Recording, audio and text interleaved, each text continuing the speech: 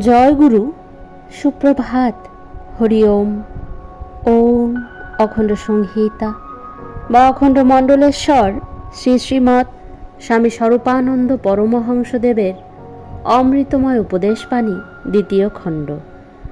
মুখের কথা ও প্রাণের কথা। একজন প্রশ্ন করিল, আচ্ছা বাবামণি, আপনার পিছনে পিছনে দলে দলে যুবকেরা ঘুরে বেড়ায় কেন? আপনি তো আমাদের একজনকেও বলেন নাই, আয় কাছে আয়।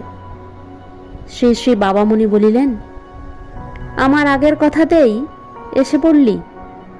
মুখে না ডাকি, মনে মনে তো ডাকি।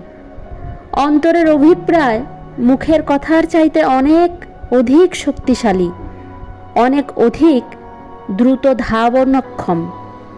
এই জন্যই যোগীরা বাইরের প্রচারের চেয়ে মনের আকর্ষণকে বেশি সম্মান দেন। মুখের কথার চাইতে প্রাণের কথার দাম বেশি। হরি ওম।